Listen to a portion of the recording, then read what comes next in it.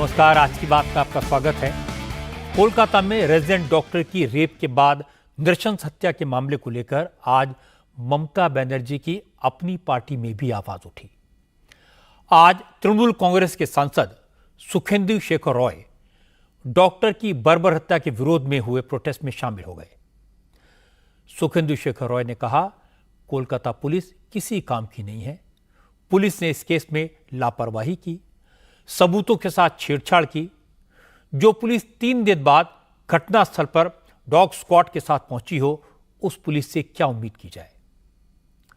Doctor की हत्या के विरोध में इस वक्त भी पूरे देश में प्रदर्शन जारी है। डॉक्टर्स ने कई राज्यों में कैंडल मार्च निकाले हैं। राजनीतिक दलों ने भी प्रोटेस्ट किया है। सबसे ज्यादा नाराजगी इस बात को लेकर है कि अब तक ममता बनर्जी ने आरजीकर मेडिकल कॉलेज के प्रिंसिपल के खिलाफ कोई एक्शन क्यों नहीं लिया। कोलकाता पुलिस ने संदीप घोष से पूछताछ करना भी जरूरी नहीं समझा। पश्चिम बंगाल की सरकार ने संदीप घोष को हटाने के बजाय उसका ट्रांसफर करके नेशनल मेडिकल कॉलेज का प्रिंसिपल बना दिया था। इससे नाराज स्टूडेंट्स ने नेशनल मेडिकल कॉलेज के प्रिंसिपल के घर और ऑफिस में ताला डाल दिया। अब राजनीतिक दल और प्रोटेस्ट करने वाले डॉक्टर्स संदीप घोष की गिरफ्तारी की मांग कर रहे हैं। हालांकि आज सीबीआई ने इस केस की जांच शुरू कर दी है। डॉक्टर की हत्या करने वाले एक आरोपी संजय रॉय को अपनी कस्टडी में ले लिया है। मेडिकल कॉलेज के सेमिनार हॉल से सबूत इकट्ठे किए हैं। अब सीबीआई उन सारे लोगों से दोबारा पूछताछ करेगी जो उस रात हॉस्पिटल में मौजूद थे जब डॉक्टर की हत्या हुई थी। लेकिन सबसे बड़ा सवाल है कि ममता की पुलिस ने इस जघन्य हत्या को पहले आत्महत्या और फिर अननेचुरल डेथ करार क्यों दिया। पुलिस ने सबूतों को मिटाने की कोशिश क्यों की। ममता की सरकार में वो कौन है जो आरजीकर मेडिकल कॉलेज के प्रिंसिपल संदीप घोष को बचाने की कोशिश कर रहा है। संदीप घोष ऐसा कौन सा राज जानता है जिसके कारण तमाम केसेस में शिकायत होने के बाद भी डॉक्टर संदीप घोष के खिलाफ एक्शन नहीं हुआ। संदीप घोष है कौन, इसके कारनामों की लिस्ट में क्या क्या लिखा है, इन सारे सवालों पर चर्चा करेंगे आज की बात में। सबसे पहले आपको आरजीकर मेडिकल कॉलेज के उस सेमिनार हॉल की उस दिन की तस्वीरें दिखाता हूं जब लेडी डॉक्टर की जघन्य हत्या हुई थी। ये तस्वीरें आज ही सामने आई हैं। ये कोलकाता के आरजीकर मेडिकल कॉलेज का वही सेमिनार हॉल है जहां कुछ दरिंदों ने 9 अगस्त को महिला रेजिडेंट डॉक्टर की रेप के बाद हत्या कर दी थी। यह वीडियो उसी काली रात का है। खाली पड़े सेमिनार हॉल में स्ट्रेचर हैं, मरीजों के बेड हैं, कुर्सियां हैं, डॉक्टर्स की टेबल चेयर है और एक कोने में पर्दा लगा है। यहां नाइट ड्यूटी करने वाले डॉक्टर्स काम खत्म होने के बाद आराम करते हैं। लेडी रेजिडेंट डॉक्टर रात 3:30 बजे सेमिनार हॉल के इसी कोने में रेस्ट के लिए गई थी, लेकिन सुबह उनकी डेड बॉडी मिली।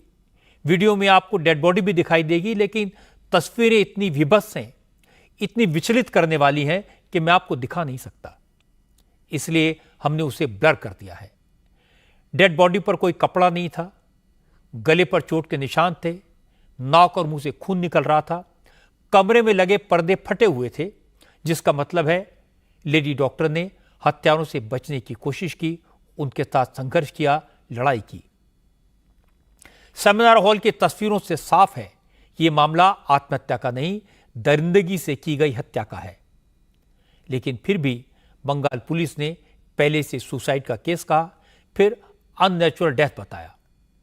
इसके बाद जब प्रेशर पड़ा तो हत्या की बात कबूली। फिर पुलिस ने सेमिनार हॉल को सील नहीं किया, सबूत इकट्ठे करने में देर लगाई, हॉस्पिटल के प्रिंसिपल का बयान लेने तक की जरूरत नहीं समझी। हत्या के 3 दिन बाद एक आरोपी को गिरफ्तार करने के 2 दिन बाद डॉग स्क्वाड लेकर मौके पर पहुंची। इसीलिए कोलकाता पुलिस के रवैये पर हाई कोर्ट ने शक जाहिर किया था और यहां तक कहा कि अगर पुलिस के पास केस थोड़े वक्त और रह जाता तो सारे सबूत मिटाए जा सकते थे। और फिर कोर्ट ने यह मामला सीबीआई के हवाले किया। हाई कोर्ट ने कल डॉक्टर के मर्डर का केस सीबीआई को सौंपा और आज सुबह 6 बजे सीबीआई की टीम कोलकाता पहुंच गई। इस टीम में मेडिकल एक्सपर्ट शामिल हैं, फॉरेंसिक एक्सपर्ट्स भी हैं। टीम को 2 हिस्सों में डिवाइड किया गया है। फॉरेंसिक एक्सपर्ट्स की टीम आरजीकर मेडिकल कॉलेज के सेमिनार हॉल में पहुंची, सबूत इकट्ठे किए। सीबीआई की दूसरी टीम इस केस में गिरफ्तार आरोपी संजय रॉय की कस्टडी लेने कोलकाता पुलिस के पास गई। कस्टडी में लेने के बाद सबसे पहले आरोपी का मेडिकल जरूरी होता है, लेकिन इसके लिए सीबीआई की टीम को 3 हॉस्पिटल्स के चक्कर काटने पड़े। 2 हॉस्पिटल से आरोपी का मेडिकल नहीं हो पाया क्योंकि हॉस्पिटल ने मेडिकल करने से इनकार कर दिया। आखिरकार कोलकाता के बीआर सिंह हॉस्पिटल में डॉक्टर की रेप करने के बाद जघन्य हत्या करने वाले इस हैवान संजय रॉय का मेडिकल करवाया गया। हालांकि अभी तक एक ही आरोपी सीबीआई की कस्टडी में है, लेकिन डॉक्टर की पोस्टमार्टम रिपोर्ट से क्लियर हो गया कि गैंग रेप के बाद हत्या का मामला है और इस दिल दहलाने कांड में 1 से ज्यादा अपराधी शामिल हैं। इसीलिए अब दूसरे अपराधियों को भी जल्दी से जल्दी पकड़ने की मांग हो रही है। इसी मांग को लेकर आरजीकर मेडिकल कॉलेज के तमाम रेजिडेंट डॉक्टर्स अभी भी धरने पर बैठे हुए हैं। डॉक्टर्स ने कहा उन्हें शक है कि मेडिकल कॉलेज के प्रिंसिपल के साथ मिलकर पुलिस ने तमाम सबूत नष्ट कर दिए। इसलिए अब इसको सॉल्व करना सीबीआई के लिए आसान नहीं होगा। प्रोटेस्ट कर रहे डॉक्टर्स की मांग है कि आरजी मेडिकल कॉलेज के प्रिंसिपल संदीप घोष को भी बिना देर किए अरेस्ट किया जाना चाहिए। ये पता लगाया जाना चाहिए कि कोलकाता पुलिस ने अब तक संदीप घोष से पूछताछ क्यों नहीं की थी। संदीप घोष को बचाने की कोशिश कौन कर रहा है? कल कलकत्ता हाईकोर्ट ने भी इस बात पर नाराजगी जाहिर की थी कि जिस मेडिकल कॉलेज में डॉक्टर की हत्या हुई, पुलिस ने उस कॉलेज के प्रिंसिपल का बयान तक दर्ज नहीं किया। आज प्रोटेस्ट कर रहे डॉक्टर्स ने बार बार पूछा कि डॉक्टर हत्या के बाद प्रिंसिपल ने डॉक्टर के पेरेंट्स से बात करने की जरूरत क्यों नहीं समझी। पेरेंट्स को गुमराह किया गया, बताया गया कि उनकी बेटी ने आत्महत्या कर ली है, उन्हें अपनी बेटी की लाश देखने से भी रोका गया। सेमिनार हॉल में 3 घंटे तक उन्हें घुसने नहीं दिया गया। इसके बाद भी ममता बनर्जी की सरकार ने ऐसे प्रिंसिपल के खिलाफ एक्शन लेने के बजाय उसे दूसरे कॉलेज का प्रिंसिपल क्यों बना दिया। डॉक्टर्स ने पूछा, ममता बनर्जी उस प्रिंसिपल से इतना लगाव क्यों रखती है? उनकी सरकार उसे क्यों बचा रही है? आज आरजीकर मेडिकल कॉलेज के तमाम रेजिडेंट डॉक्टर्स ने संदीप घोष के काले कारनामों का जिक्र किया और साफ साफ कहा कि ऐसे करप्ट व्यक्ति को जेल में होना चाहिए। संदीप घोष आप लोग जानते ही हैं कि एक करप्टेड लोग है, एक करप्टेड प्रिंसिपल है, जो पहला दिन ये जो केस हुआ है, जो सेमिनार हॉल में जो घटना हुआ है, उस घटना को पहला दिन देख के बोल रहा था कि इस लड़के का हम जिम्मेदारी नहीं लेंगे, जल्द से जल्द उसको अरेस्ट करना चाहिए और उसको उसके जो कारनामा हुआ है, वो जो ये घटना हुआ है, उसका फुल रिस्पॉन्सिबिलिटी उसको लेना चाहिए। उनके ऊपर जो एक्यूजेशन एलिगेशन है, उनके खिलाफ भी बहुत कुछ ऐसे करप्शन का भी चार्जेस है। फिर भी उनका रेजिग्नेशन के बाद 4 आवर्स के अंदर में उनको सीएनएम से तो ट्रांसफर कर दिया गया, जो हम पहले ही दावी कर रहे मांग कर रहे थे कि उनको कोई भी एडमिनिस्ट्रेटिव जो पोजीशन है वहाँ पे उनको नहीं रखना चाहिए, क्योंकि उनके ऊपर भी इन्वेस्टिगेशन होना चाहिए। यहाँ पे वो प्रिंसिपल थे, ऐसा दुर्घटना यहाँ पे घटी है, उसके बाद वो अगर रेजिग्नेशन दिए हैं और 2 घंटे के अंदर उनको अगर कलकत्ता के दूसरे किसी कॉलेज में प्रिंसिपल बनाया जा रहा है, ये तो प्रमोशन है, ये पनिशमेंट कहाँ से बन गया? वेस्ट बंगाल गवर्नमेंट ने उनको फिर से सीएनएमसी का प्रिंसिपल पद में नियुक्त कर दिया। ऐसा क्यों हुआ? इतना कम शॉर्ट टाइम में ऐसा क्यों करने की क्या जरूरत है?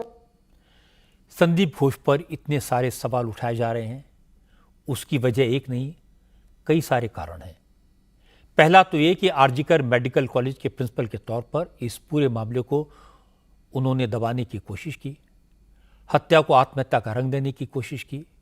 दूसरा ये कि डॉक्टर संदीप घोष का पुराना ट्रैक रिकॉर्ड काफ़ी गड़बड़ है, लेकिन अपनी राजनीतिक पहुंच के कारण संदीप घोष के खिलाफ कभी कोई एक्शन नहीं हुआ। संदीप घोष पेशे से ऑर्थोपेडिक डॉक्टर हैं और जिस वक्त ये घटना हुई उस समय वो आरजीकर मेडिकल कॉलेज के प्रिंसिपल थे। वो 4 साल से इस पद पर हैं और इन 4 साल में डॉक्टर संदीप घोष के खिलाफ कई बार शिकायतें हुई। मामला विजिलेंस कमीशन में गया तो 2 बार उनका ट्रांसफर हुआ, लेकिन कुछ ही दिन के बाद उन्हें फिर से इसी मेडिकल कॉलेज में प्रिंसिपल के तौर पर बहाल कर दिया गया। इससे उनके रसूख और पॉलिटिकल कनेक्शन का अंदाजा लगाया जा सकता है। डॉक्टर संदीप घोष पर करप्शन के एक नहीं कई इल्जाम लग चुके हैं। उन पर गलत तरीके से बायोमेडिकल कचरा बेचने का आरोप लगा, हॉस्पिटल की पार्किंग में घोटाले का आरोप लगा, तमाम टेंडर्स में रिश्वत लेने के आरोप भी हैं। संदीप घोष को लेकर सबसे बड़ा इल्जाम आरजीकर मेडिकल कॉलेज में काम कर चुके डॉक्टर अख्तर अली ने लगाया। डॉक्टर अख्तर अली ने कहा कि संदीप घोष हॉस्पिटल में कमीशन खोरी का रैकेट चलाते थे, टेंडर्स में 20% कमीशन लेते थे और अगर कोई इनके खिलाफ आवाज उठाए तो जूनियर डॉक्टर्स को फेल करने की धमकी देते थे और अपने काम के लिए जूनियर डॉक्टर्स को गेस्ट हाउस में बुलाकर शराब पिलाते थे। वो बहुत ही करप्टेड आदमी है। वो आरजीकर मेडिकल कॉलेज में स्टूडेंट लोगों को फेल कराना, टेंडर ऑर्डर दे करके 20% कमीशन लेना और ये हॉस्टल वगैरह अलॉटमेंट में पैसा लेना और स्टाफ सिलेक्शन कमीशन, मतलब आरजीकर में जो भी काम होता था, पोस्टिंग हो, ट्रांसफर हो, हाउस स्टाफशिप हो, सब जगह वो पैसा खाते थे। सिर्फ यही नहीं, गेस्ट हाउस में जूनियर जो स्टूडेंट है उन लोगों को बैठ करके शराब वगैरह पिलाते थे और उन स्टूडेंट लोगों से आंदोलन भी करवाते थे। मतलब एक माफिया राजा बोल सकते हैं। मैंने अपनी पूरे कैरियर में इतना गंदा इंसान नहीं देखा। और वो खुद उनके सिक्योरिटी के लिए 20 आदमी था प्लस 4 आदमी बाउंसर को लेके चलते थे। हमने तो फिल्म स्टार को देखा है बाउंसर लेके चलते हुए, किसी प्रिंसिपल को अपनी जिंदगी में नहीं देखा। क्योंकि मैंने उनके अगेंस्ट में कंप्लेन किया था। मैं 2023 साल जुलाई में मैंने कंप्लेन किया था vigilance commission, anti corruption bureau, Shastri भवन हेडक्वार्टर में भी उनका ट्रांसफर भी हुआ था, लेकिन वो ट्रांसफर ऑर्डर फिर कुछ ही दिनों में रिवॉक हो गया। उनको फिर प्रिंसिपल पोस्ट पे ही दे दिया गया। ऐसे लोगों को खुला छोड़ना मतलब समाज के लिए रिस्क है। उन्हें तो जेल कर देना चाहिए था।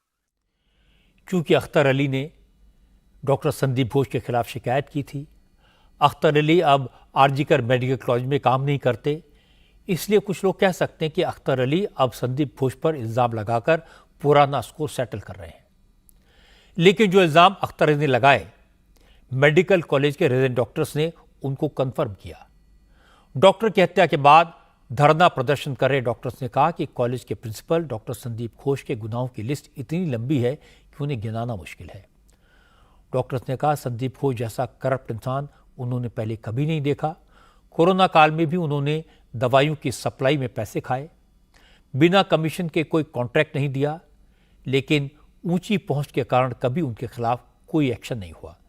इसलिए उनकी हिम्मत बढ़ती गई और हॉस्पिटल को आज ये दिन देखना पड़ा। वो संदीप घोष जो आरजीकर का प्रिंसिपल था, उनके बारे में काफ़ी सारा कंप्लेन है। उन्होंने यहाँ पर जो लगातार पिछले 3 साल से यहाँ पर प्रिंसिपल था ना, पूरा माने एक के बाद एक करप्शन के साथ उन्होंने शामिल था। मतलब वो जो कोविड पीरियड चल रहा था, उस कोविड पीरियड में जो दवाई था, जो मास्क था, उनके ऊपर उन्होंने कमीशन लिया। फिर यहाँ पर जो बायो वेस्ट था, वो बायो वेस्ट को लेके उनके ऊपर भी करप्शन किया। जो पीछे का जो उसका हिस्ट्री है वो भी तो एकदम अच्छा नहीं है। दो बार यहाँ से ट्रांसफर हुआ, उसका जो प्रभाव, जो पॉलिटिकल जो कनेक्शन देके फिर वापस आ गया। हॉस्पिटल में डिफरेंट टाइप्स ऑफ जो डिफरेंट जगह से पैसा लेने का उसका अगेंस्ट जो एलिगेशंस है, उसके बाद जो कुछ मेडिसिन का लेके कुछ एलिगेशंस भी है, उसका भी तो हम लोग देखा। कोई इंक्वायरी जो है वो तो क्या हुआ हम लोग को भी पता नहीं। In one word, A complete corrupt person.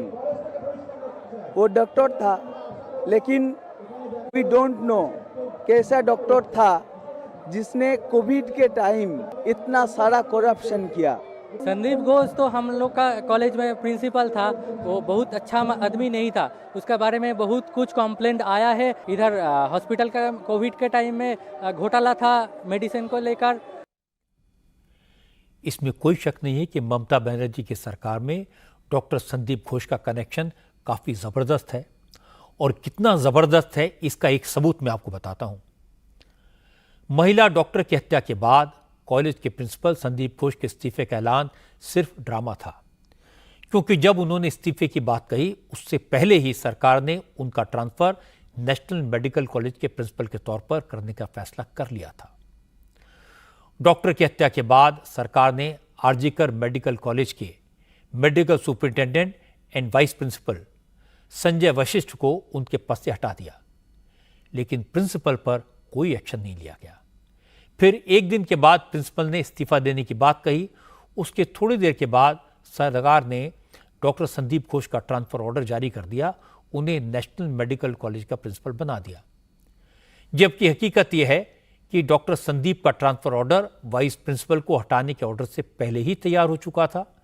Sandeep Ghosh का ट्रांसफर ऑर्डर लेटर नंबर 807 था, जबकि संजय वशिष्ठ के ट्रांसफर लेटर का नंबर 810 था।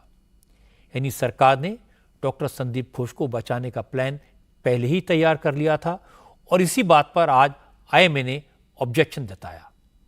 आज आईएमए का डेलीगेशन प्रदर्शनकारी डॉक्टर्स को सपोर्ट करने कोलकाता पहुंचा। इस डेलीगेशन ने उस लेडी डॉक्टर के पेरेंट से भी मुलाकात की जिसकी नृशंस हत्या हुई है। इसके बाद आईएमए के सेक्रेटरी डॉक्टर अनिल कुमार नायक ने कहा कि संदीप घोष को तो सबसे पहले उनके पद से हटाना चाहिए था, लेकिन बंगाल सरकार ने पता नहीं क्यों उन्हें दूसरी जगह भेज दिया। डॉक्टर अनिल कुमार नायक ने कहा कि संदीप घोष की अब परमानेंटली छुट्टी कर देनी चाहिए।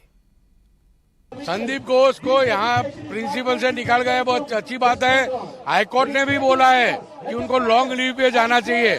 कोई भी एडमिनिस्ट्रेटर हो जो न्याय के साथ ना हो, जो लीगली ना हो, जो बच्चों के साथ ना हो, उनको निकालना ये गवर्नमेंट का पहला कदम होना चाहिए। गवर्नमेंट ने भूल हुई है, उनको यहाँ से ट्रांसफर रिजिग्नेशन लेके दूसरी जगह रखा, वो वापस ले ले, उनको परमानेंट वीआरएस दे दे, ऐसी हमारी विनती है। हम सभी डॉक्टर मेडिकल का जो प्रैक्टिशनर है, स्टूडेंट है, उनके साथ है, रहेंगे, चिंता मत करना। हम उनके हर डिमांड में उनके साथ है। बीजेपी के नेता भी यही सवाल उठा रहे हैं। आज बीजेपी के नेताओं ने कोलकाता में प्रोटेस्ट मार्च निकाला। इसमें बंगाल बीजेपी के बड़े नेताओं के साथ बीजेपी के महिला सांसदों ने भी हिस्सा लिया। इससे पहले विधायकों ने बंगाल विधानसभा के बाहर प्रदर्शन किया। बंगाल में विपक्ष के नेता शुभेंदु अधिकारी ने कहा, इस मामले में सिर्फ संदीप घोष ही नहीं, उन तमाम अधिकारियों को अरेस्ट करना चाहिए जिन्होंने इस मामले में लापरवाही की, लीपापोती करने की कोशिश की, सबूत मिटाने का प्रयास किया। शुभेंदु अधिकारी ने इल्जाम लगाया कि संदीप घोष ममता बनर्जी के पर्सनल डॉक्टर का करीबी है। सारा खेल चीफ मिनिस्टर हाउस से हो रहा है, इसलिए जांच की आंच ममता बनर्जी तक पहुंचेगी। सीबीआई को शिकंजा कसना चाहिए और संदीप घोष, डॉक्टर एसपी दास, विनीत गोयल को अंडर कस्टडी करना चाहिए। ये तीनों को पहले कस्टडी कीजिए। क्यों डीएमई सुशांत रॉय, डॉक्टर ओभिक दे किस लिए 9 तारीख वहां गया था?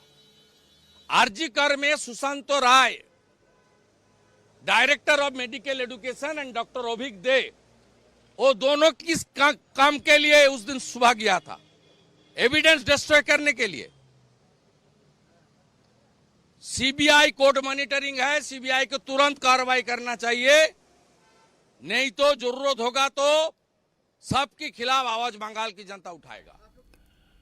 बंगाल बीजेपी के अध्यक्ष और केंद्रीय मंत्री सुकांता मजूमदार ने भी डॉक्टर संदीप घोष पर सवाल उठाए। सुकांता मजूमदार ने कहा कि संदीप घोष भ्रष्ट इंसान है।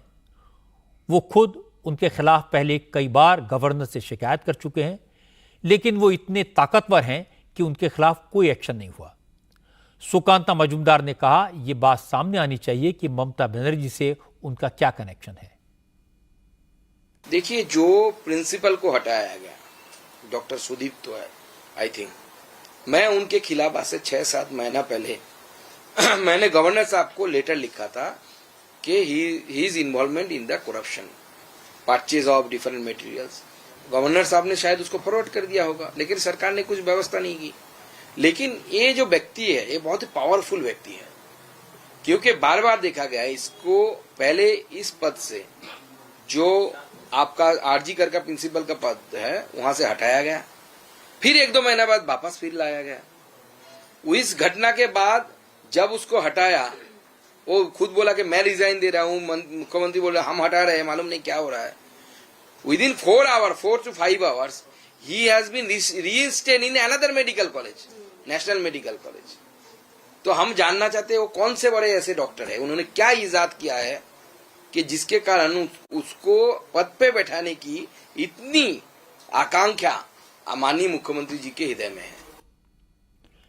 बीजेपी के नेताओं ने प्रोटेस्ट किया, ममता बनर्जी की सरकार पर इल्जाम लगाए। इसको ममता बनर्जी सियासी विरोध कहकर खारिज कर सकती हैं। लेकिन आज एक और बड़ी बात हुई। डॉक्टर के खौफनाक मर्डर के केस में कोलकाता पुलिस के रोल पर तृणमूल कांग्रेस के नेताओं ने भी सवाल उठाए। आज तृणमूल कांग्रेस के राज्यसभा के एमपी सुखेंदु शेखर रॉय अपने कुछ सपोर्टर्स के साथ अपने घर के बाहर धरने पर बैठे। सुखेंदु शेखर ने पहले ट्विटर पर लिखा कि उन्होंने रेजिडेंट डॉक्टर की हत्या के विरोध में हो रहे मिडनाइट प्रोटेस्ट में हिस्सा लेने का फैसला किया है। सुखेंदु शेखर रॉय ने लिखा कि वो लेडी डॉक्टर के पेरेंट्स के दुख को समझ सकते हैं। वो भी एक बेटी के पिता हैं, उनकी एक ग्रैंड डॉटर भी है। करोड़ों बंगाली परिवारों की तरह वो भी डॉक्टर बिटिया के माता पिता के दुख को महसूस कर सकते हैं। सुखेंदु शेखर रॉय ने लिखा, अब बेटियों के खिलाफ अपराध की हद हो चुकी है, अब सबको मिलकर इनके खिलाफ लड़ना ही होगा। इसके बाद सुखेंदु शेखर रॉय ने कैमरे पर आकर कहा, कोलकाता के पुलिस ने जिस तरह से इस केस को हैंडल किया वो शर्मनाक है। कोलकाता के पुलिस पर लोगों को शक है, इसलिए इस केस में जो भी अफसर दोषी हैं, जो भी सरकारी कर्मचारी दोषी हैं, उन सब के खिलाफ एक्शन होना चाहिए।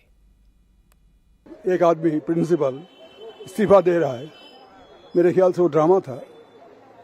पहला बात तो है, तो वो जो घटना घटी, जैसे ही उनको पास खबर आया था, तुरंत उनको वहाँ जाना जरूरी था, तुरंत उनको परिवार के साथ बात करना जरूरी था, तुरंत स्टेट एडमिनिस्ट्रेशन को उनका जो ओपिनियन है वो बताना चाहिए था, पुलिस को बताना चाहिए था।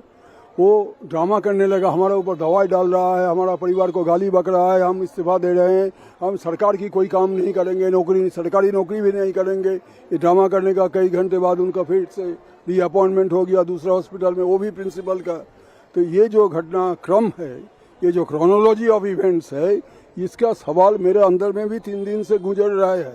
तो पुलिस 3 दिन बाद पुलिस कुत्ता लेके गया क्यों? जिस दिन पुलिस पहले दफे गए उस दिन कुत्ता क्यों नहीं ले गए? फोरेंसिक एक्सपर्ट कब गए थे? कौन कौन था? परिवार के लोग को 3 घंटा क्यों बाहर रखा गया था? क्यों परिवार लोग को डेड बॉडी देखने नहीं दिया 3 घंटा? क्यों? इसके पीछे किसका निर्देश था? किसने फोन करके बोला था कि आत्महत्या किया, खुदकुशी किया? किसने बोला था? किसके निर्देश पर बोला था? ठीक तरीके से इंक्वायरी नहीं करते तो हाईकोर्ट क्या बोलते हैं? हाईकोर्ट तो पुलिस का केस डायरी देखा था। हमने देखा 4 दिन से जो कुछ भी हो रहा है तमाशा हो रहा है। प्रिंसिपल कुछ बोल रहे हैं, पुलिस कुछ बोल रहे हैं, क्या हो रहा है नहीं हो रहा है। लेकिन सवाल पैदा हो गया कि सिर्फ एक ही आदमी था। डॉक्टर ने बोला, जो जांच किया डॉक्टर ने, हाँ, पोस्टमार्टम, उन्होंने बोला ये एक आदमी का कांड नहीं हो सकता है। और उन्हें जो उनका जो बयान है उसको मद्देनजर रखते हुए हम सभी का मांग ये है, सारा बंगाल का मांग ये है कि जो लोग भी इसमें शामिल थे सबको पकड़ाया जाए। अगर जरूरत पड़े तो पिरामिड खोद के भी उसको बाहर ले आना है। सुखेंदु शेखर रॉय ममता बनर्जी के पुराने साथी हैं, तृणमूल कांग्रेस के बड़े नेता हैं। इसलिए अगर वो धरने पर बैठे, अपनी पार्टी की सरकार के रवैये पर सवाल उठा रहे हैं, वो जो सवाल पूछ रहे हैं वो सारे सवाल देश भर के लोगों के मन में भी हैं। इसलिए सुखेंदु शेखर का धरने पर बैठना, अपनी सरकार से न्याय की मांग करना, ये बड़ी डेवलपमेंट है। आज इस मामले में राहुल गांधी का भी रिएक्शन आया। राहुल गांधी ने ट्विटर पर लिखा कि कोलकाता में लेडी डॉक्टर की विभत्स हत्या से पूरा देश स्तब्ध है। पीड़िता को न्याय दिलाने की, आरोपियों को बचाने की कोशिश हॉस्पिटल और लोकल प्रशासन पर गंभीर सवाल खड़े करता है। राहुल गांधी ने कहा कि घटना ने सोचने पर मजबूर कर दिया कि अगर मेडिकल कॉलेज जैसी जगह पर डॉक्टर सेफ नहीं है तो अभिभावक किसके भरोसे अपनी बेटियों को पढ़ने बाहर भेजेंगे। राहुल का कमेंट आने के बाद बंगाल कांग्रेस के अध्यक्ष अधीर रंजन चौधरी ने भी प्रोटेस्ट मार्च निकाला। अधीर रंजन ने कहा, अब किसी को बंगाल की सरकार पर भरोसा नहीं है। पुलिस का रवैया सबने देखा है। अधीर रंजन ने कहा कि भले ही हाईकोर्ट ने जांच सीबीआई को सौंप दी है, लेकिन राज्य सरकार और पुलिस की मदद के बगैर सच सामने नहीं आ सकता। इस मामले में सभी दोषी पकड़े जाएंगे, इस पर उन्हें शक है, संदेह है। हमें बंगाल की सरकार पे बिल्कुल भरोसा नहीं, क्योंकि यहाँ के पुलिस ने ये घटना को गुमराह करने के लिए, आम लोगों को आंखों में धूल झोंकने के लिए शुरू से ही जो कोशिश कर रहे हैं, सीबीआई की जांच होने की अभी कोर्ट की निरीक्षण में होते जा रहे हैं। लेकिन फिर भी मैं चेतावनी देते हैं कि जब तक सूबे की सरकार और सूबे की पुलिस बल ये सही ढंग से मदद नहीं करेंगे, तब तक जांच कितने हद तक सफल होगी, इसमें मेरा शक है। और दोषी को साथ और कौन कौन थे, सिर्फ एक व्यक्ति की एक काम नहीं, लेकिन पुलिस ने हर किस्म के बहाना की बदौलत किसी को छुपाने की कोशिश कर रहे हैं। बंगाल की ये मेडिकल कॉलेज जो है सरकार की, ये सरकार की मेडिकल कॉलेज में सत्तारूढ़ पार्टी की बहुत सारे बच्चा बच्ची बिना परीक्षा भर्ती होने की मौका भी मिलते हैं। तो ये बहुत बड़ा साजिश है। ये साजिश की फंडाफोड़ होना चाहिए और सारे अपराधी को गिरफ्तारी और सही ढंग से इनको सजा देने का इंतजाम हो, यही हमारा मांग है। इसके बाद बंगाल के गवर्नर सीवी आनंद बोस ने भी पश्चिम बंगाल में लॉ एंड ऑर्डर को लेकर सवाल उठाए। गवर्नर ने कहा, बंगाल के मेडिकल कॉलेज में एक महिला के साथ जो कुछ हुआ वो कोई नई बात नहीं है। बंगाल में गुंडा राज चल रहा है और महिलाओं को लगातार निशाना बनाया जा रहा है। This is not the first time. In the recent past, we saw the atrocities on women on the streets, disrobing of a woman on the street, flogging on the street, public flogging, kangaroo court. All these are repeatedly happening in the state of Bengal. Especially the campus violence has strength. Campuses in Bengal have unfortunately degenerated into places where Gunda Raj is taking place. Government has to take the responsibility. All stakeholders have to come together. This is fight to finish against atrocities on women. जब अपनी ही party के भीतर से आवाज उठी, Congress, CPM और BJP के नेताओं ने पश्चिम बंगाल सरकार पर हमले किए, तो ममता बनर्जी ने जवाब दिया। ममता ने कहा कि आज कांग्रेस और सीपीएम के लोग भी उन पर सवाल उठा रहे हैं, लेकिन इन पार्टियों के नेताओं को बताना चाहिए, जब उनके राज्यों में महिलाओं पर अत्याचार हुए तब उन्होंने क्या किया। ममता ने कहा, वो सभी राजनीतिक दलों से कहना चाहती हैं कि इस तरह के मामलों में सियासत न करें। इसके बाद ममता बनर्जी ने सफाई दी। एक प्रोग्राम के दौरान ममता बनर्जी ने लोगों से कहा, जब उन्हें कोलकाता में लेडी डॉक्टर की हत्या की खबर मिली, उस वक्त वो झारग्राम में थी। उन्होंने उसी वक्त पुलिस कमिश्नर से बात की, तुरंत मौके पर जाकर जांच करने और सभी अपराधियों को पकड़ने का निर्देश दिया। ममता ने कहा, उन्होंने लेडी डॉक्टर के पेरेंट्स से भी बात की, उन्हें सांत्वना दी, न्याय दिलाने का भरोसा दिलाया। ममता ने कहा, उन्होंने इस केस का पल पल अपडेट लिया। एक अपराधी 12 घंटे में अरेस्ट हो गया, लेकिन इस तरह के केसेस की जांच में थोड़ा वक्त तो लगता ही है। ममता ने कहा, उन्होंने पुलिस को संडे तक का टाइम दिया था, लेकिन इससे पहले ही हाईकोर्ट ने केस सीबीआई के हवाले कर दिया। ममता ने कहा, अब लोग उन्हें गालियां देते रहे, लेकिन वो चाहते हैं कि सीबीआई संडे तक जांच पूरी कर ले और डॉक्टर की हत्या में शामिल सभी अपराधियों को फांसी की सजा दे दे। আর আমাকে রবিবার পর্যন্ত টাইম দিন। আসল কালপিট তো অ্যারেস্ট হয়েছে, সাথে যদি কেউ থাকে তাকে আমরা ডাকবো এবং আমরা তার বিরুদ্ধে ব্যবস্থা নেব।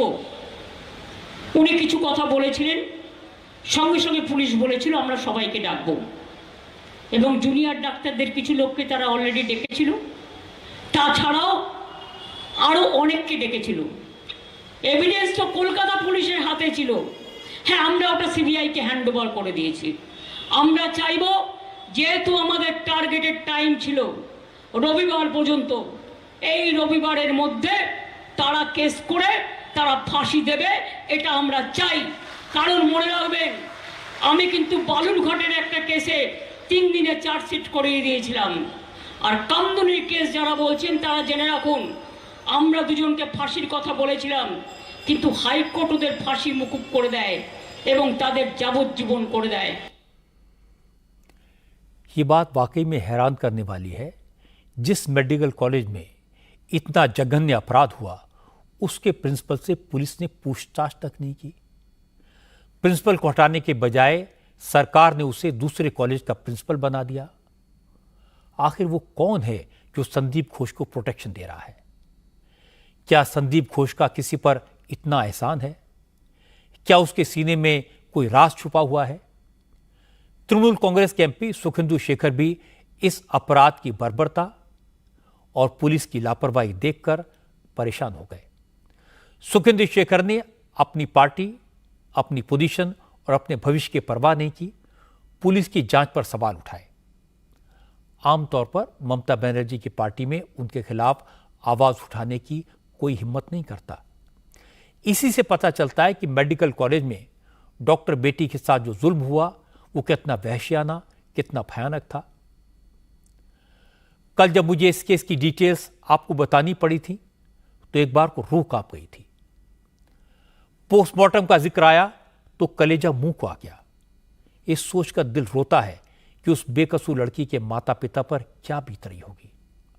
यह केस बहुत गंभीर है। मैं मानता हूं ऐसे मामले में राजनीति नहीं होनी चाहिए, लेकिन न किसी को बचाने की कोशिश होनी चाहिए, न कुछ छुपाने की कोशिश होनी चाहिए। सब संवेदनशील लोगों को मिलकर यह सोचना चाहिए ऐसा क्या करें कि ऐसी दरिंदगी, ऐसी हवानियत फिर कभी न हो। मध्य प्रदेश के विदिशा में बीजा मंडल के प्राचीन स्मारक को मस्जिद बताए जाने के विवाद में आज असदुद्दीन ओवैसी ने मध्य प्रदेश की सरकार से सवाल पूछे। ओवैसी ने कहा कि विदिशा में मस्जिद में वीएचपी के लोगों को पूजा करने की इजाजत न देने वाले डीएम का ट्रांसफर करके मध्य प्रदेश सरकार ने उनकी आशंकाओं को सही साबित कर दिया। ओवैसी ने कहा, वक्फ एक्ट में संशोधन करके सरकार वक्फ प्रॉपर्टी घोषित करने का हक डीएम को दे रही है और अगर डीएम सही फैसला करेगा तो उसके साथ वही सुलूक होगा जो विदिशा के डीएम के साथ हुआ।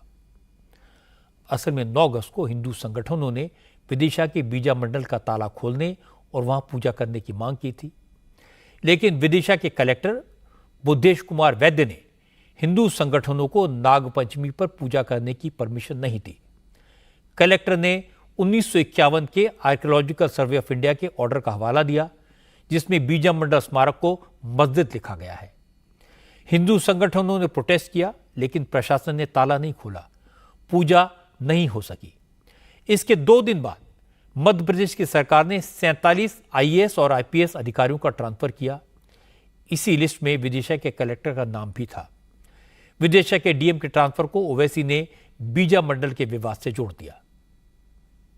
जब वहाँ के कलेक्टर ने ये कहा कि 1950 के एएसआई का गजीट है जिसमें मस्जिद है और संघ परिवार के ऑर्गेनाइजेशन ये चाहते थे कि वहाँ पर मस्जिद में एएसआई प्रोटेक्टेड जो मॉन्यूमेंट में जिसमें गजीट में मस्जिद है वहाँ पर पूजा करें और वो कलेक्टर नहीं सुना तो उस कलेक्टर का बीजेपी की सरकार ने ट्रांसफ़र कर दिया। इसको आप जक्सटापोज कर देखिए कि प्रेजेंट वक्फ बिल में कलेक्टर को ये पावर दिया गया है कि वो डिसाइड करेगा कि एक कोई प्लेस ऑफ वर्शिप या प्रॉपर्टी वक्फ है या नहीं। तो कलेक्टर को जो पावर्स वक्फ बिल में दिया गया है जो बिल्कुल गलत है, उसकी एक बेहतरीन मिसाल कल विदिशा में हम देखे कैसे उस कलेक्टर ने नहीं माना तो गवर्नमेंट ने उसको शिफ्ट ही कर दिया। ओवैसी को पहले जवाब दिया राष्ट्रीय बाल अधिकार संरक्षण आयोग के अध्यक्ष प्रियांक कानूनगो ने। प्रियांक कानूनगो विदिशा के रहने वाले हैं। उन्होंने कहा कि विदिशा का बीजा मंदिर सैकड़ों साल पुराना है, यहां हमेशा से पूजा होती रही है। 60 साल पहले भी विवाद हुआ था तो 1965 में मुसलमानों को ईदगाह के लिए दूसरी जगह दे दी गई थी। उसके बाद बीजा मंदिर को लेकर कोई विवाद है ही नहीं। प्रियांक कानूनगो ने कहा कि ओवैसी अपने सियासी फायदे के लिए विदिशा का माहौल खराब करना चाहते हैं। उनको विदिशा के लोकल मुसलमानों से बात करके सच्चाई जाननी चाहिए। और इसके बाद बीजेपी के कई नेताओं ने असदुद्दीन ओवैसी पर हमले किए, लेकिन मध्य प्रदेश के मुख्यमंत्री मोहन यादव ने सिर्फ इतना कहा, जो जैसा होता है उसे दूसरे भी अपने जैसे दिखते हैं। वो प्रार्थना करेंगे कि ईश्वर ओवैसी को सद्बुद्धि दे। जाकी रही भावना जैसी प्रभु मूरत देखी तिन तैसी। जिसकी दृष्टि तिरछी है वो दुनिया तिरछी देखेगा। हम उनके लिए भी सद्बुद्धि की कामना करेंगे। लेकिन विदिशा के मुस्लिम भाइयों ने बीजा मंडल विवाद की असलियत बयान कर दी। विदिशा में मुस्लिम समाज के नेता परवेज अहमद ने कहा कि बीजा मंडल को लेकर अब कोई विवाद नहीं है। मुसलमानों को ईदगाह के लिए दूसरी जगह मिल चुकी है। मुस्लिम भाई वहीं नमाज अदा करते हैं, जबकि विजया मंदिर एएसआई के अंडर है और उसके दरवाजे पर हिंदू पूजा करते हैं। ये 60 साल से चल रहा है, इसलिए इस पर विवाद करना ठीक नहीं है। बीजा मंडल ईदगाह मस्जिद मुसलमानों के पास थी और एक समझौते के तहत हिंदू समाज के लोग और मुस्लिम समाज के लोग और प्रशासन और शासन के लोग की मौजूदगी में एक समझौता हुआ था।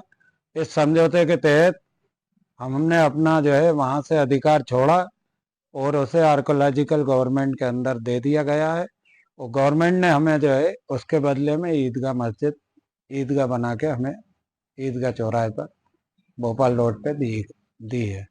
क्या मानते हैं आप उसको? बीजा मंडल मस्जिद थी पहले, अब आर्कोलॉजिकल गवर्नमेंट की जगह है। वो गवर्नमेंट उसमें जैसा फैसला चाहे वैसा कर सकती है। अभी वहाँ पूजा कई सालों से पूजा हो रही थी उसके दरवाजे पर, पूजा दरवाजे पर होती आई है, पहले भी आती थी और कुश्ती भी होती थी साथ में। वहाँ पर कुश्ती का कार्यक्रम लगता था, छोटा सा मेला टाइप का भी लग जाता था उसमें, तो बच्चे जाया करते थे, पहलवान जाते थे, कुश्ती होती थी। वहाँ पर पूजा अर्चना होती थी बाहर, कैंपस के बाहर, गेट के अंदर। जहाँ होती आई है वहाँ होती रहे, कोई दिक्कत नहीं है। मुस्लिम समाज के नेताओं ने दूध का दूध पानी का पानी कर दिया। अब सवाल है कि ओवैसी ये सवाल क्यों उठा रहे हैं? क्या ओवैसी को बीजा मंडल के विवाद को लेकर 1965 के हुए समझौते के बारे में जानकारी नहीं थी? लेकिन वो राजनीति के चतुर खिलाड़ी हैं, उतनी बात कहते हैं जितनी उन्हें पॉलिटिकली सूट करती है। पिछले हफ्ते विदिशा में मंदिर मस्जिद का विवाद हुआ, 2 दिन बाद डीएम का ट्रांसफर हुआ, इसलिए ओवैसी ने कलेक्टर के तबादले को इशू बनाया और कलेक्टर के तबादले को बड़ी चतुराई से वक्फ एक्ट से जोड़ दिया। अब से थोड़ी देर पहले पेरिस से एक बुरी खबर आई है। ओलंपिक में चैंपियन पहलवान विनेश फोगाट की मेडल मिलने की उम्मीद खत्म हो गई है। सीएस यानी court of arbitration for sports ने विनेश फोगाट की अपील खारिज कर दी। विनेश ने सिल्वर मेडल दिए जाने की मांग की थी। विनेश की तरफ से कहा गया था कि फाइनल में पहुंचने तक उनका वेट 50 किलोग्राम की कैटेगरी के हिसाब से बिल्कुल दुरुस्त था, ठीक था, इसलिए उन्हें कम से कम सिल्वर मेडल मिलना चाहिए। विनेश फोगाट ने 7 अगस्त को कोर्ट ऑफ आर्बिट्रेशन में अपील की थी। 9 अगस्त को पहली सुनवाई हुई थी। फैसला 11 तारीख को आना था, लेकिन नहीं आया। कल यह बताया गया कि कोर्ट ऑफ आर्बिट्रेशन का फैसला 16 अगस्त को आएगा, लेकिन फैसले का औपचारिक ऐलान होने से पहले ही यह खबर आ गई कि कोर्ट ने विनेश फोगाट की अपील खारिज कर दी है। कल पूरा देश आजादी की 78वीं सालगिरह मनाएगा। लाल किले पर प्रधानमंत्री नरेंद्र मोदी झंडा फहराएंगे, लेकिन इसका जश्न आज से ही शुरू हो गया। प्रधानमंत्री मोदी की अपील पर हर घर तिरंगा का असर आज पूरे देश में दिखा। अमित शाह ने आज अपने आवास की छत पर तिरंगा लहराया। अमित शाह ने ट्विटर पर लिखा कि यह दिन उन नायकों को याद करने का है जिन्होंने आजादी के लिए अपना सब कुछ बलिदान कर दिया। लखनऊ में मुख्यमंत्री योगी आदित्यनाथ भी इस अभियान के साथ जुड़े। उन्होंने अपने सरकारी आवास पर तिरंगा लहराया और फिर उसके साथ सेल्फी भी खींची। केंद्र सरकार के कई मंत्रियों, मध्य प्रदेश, उत्तराखंड, राजस्थान के मुख्यमंत्रियों ने भी अपने अपने आवास पर ध्वजारोहण किया। श्रीनगर की मशहूर डल लेक के किनारे तिरंगा यात्रा निकाली गई। गांदरबल, शोपिया, बारामूला और कुपवाड़ा में भी इसी तरह के कार्यक्रम हुए। कल प्रधानमंत्री नरेंद्र मोदी 11वीं बार लाल किले पर तिरंगा फहराएंगे। लाल किले की प्राचीर से देश को संबोधित करेंगे। प्रधानमंत्री मोदी का यह ऐतिहासिक भाषण आप इंडिया टीवी पर लाइव देख सकते हैं।